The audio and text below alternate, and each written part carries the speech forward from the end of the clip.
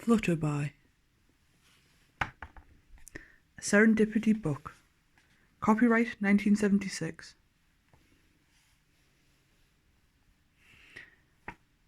Dedicated to Denise Herman and Jerry Mills, two people who are the spirit of Flutterby. S. Cosgrove.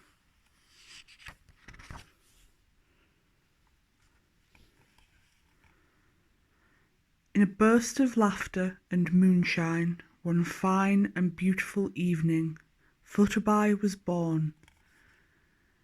As her silver-blue cocoon shimmered in the starlight, she unfurled her wings and whinnied at the crystal night. For you see, Flutterby was not a common bug or butterfly, but rather the smallest of small, winged, white, flying horse. She looked about with a twinkle in her eye as she set off to discover her new world. The dawn of a new morning warmed her wings as she soared just as high as she could fly.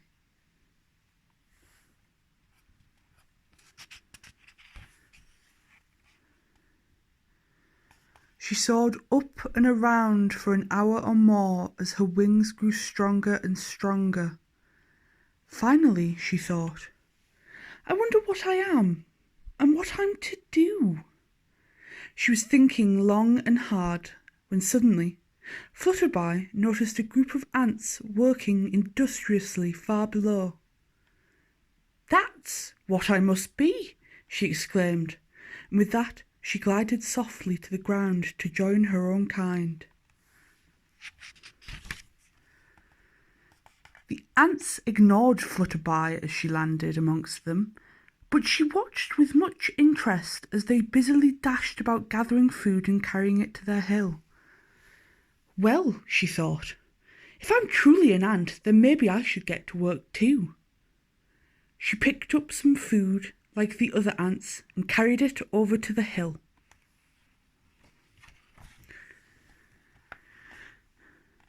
She started to look back down the ladder at the entrance of the ant hill when she realised that she didn't fit through the opening.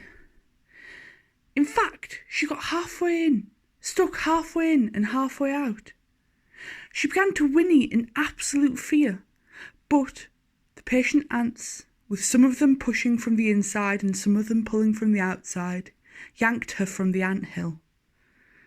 Sobbingly, Flutterby said, If I'm an ant, then why can't I fit in our home? Silly creature, scolded one of the ants. You're not one of us. But what am I then? She asked. We don't know. Maybe you're a honeybee, they said. And with that, they all went back to work, chuckling and shaking their heads.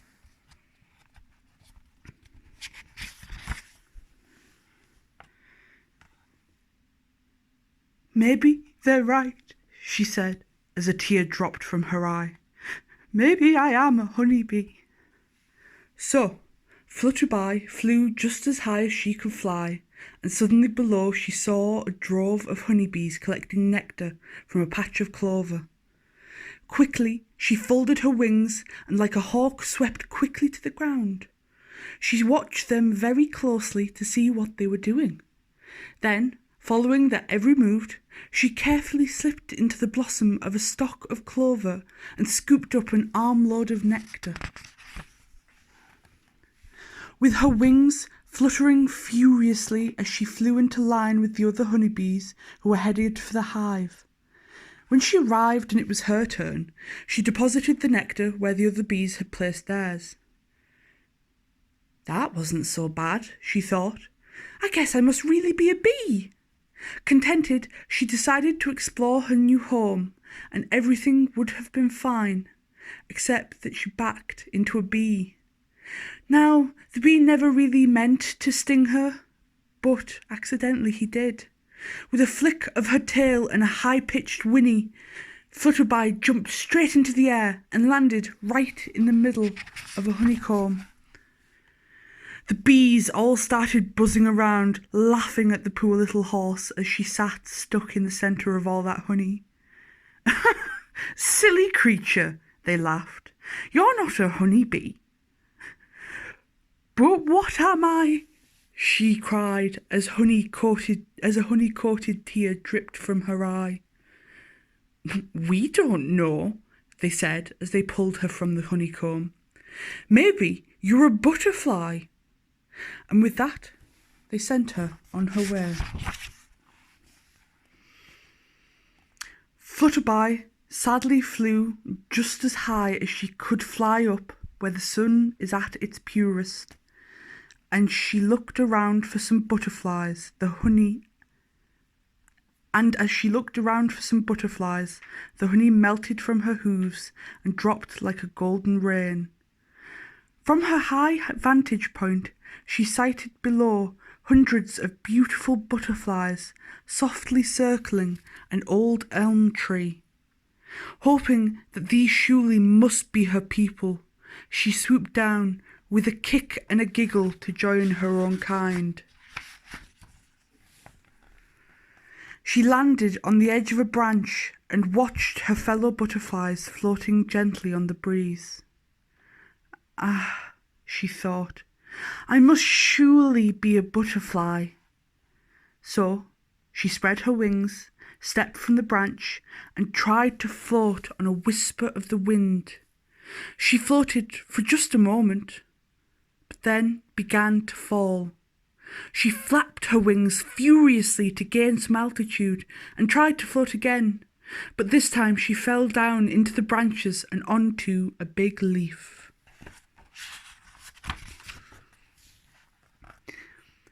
She just sat there and cried and cried. Finally, a wise old monarch butterfly flew up to her and asked, "Why are you crying?" "I don't know what I am," sobbed Flutterby. "When I came out of my cocoon, I flew just as high as I could fly, and I spied the ants, but they told me I wasn't an ant, so I flew just as high as I could fly, and I spied the bees. But they laughed at me and told me I wasn't a bee.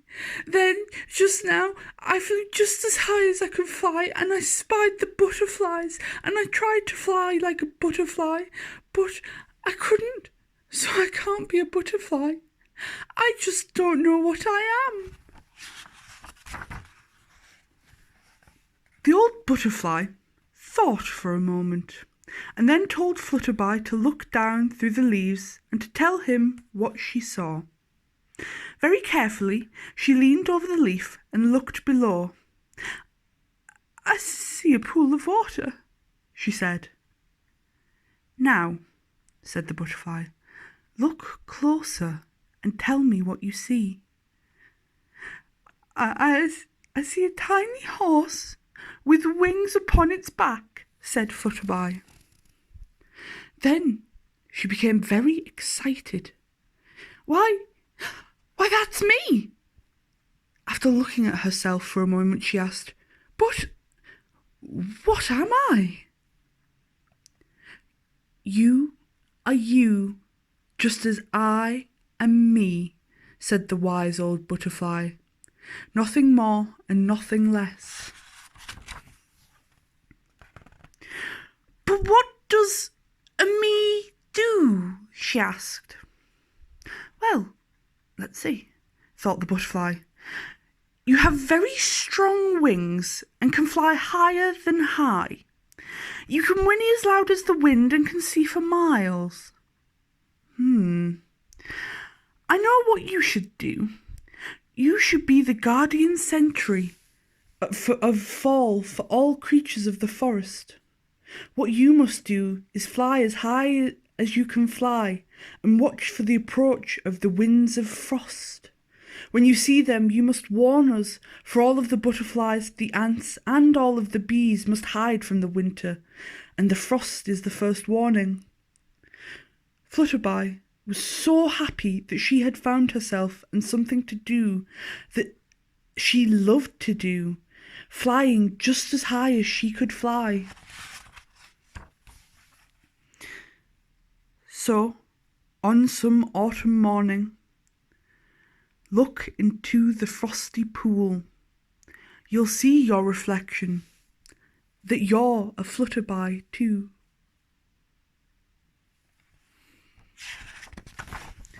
Good night, sweetheart.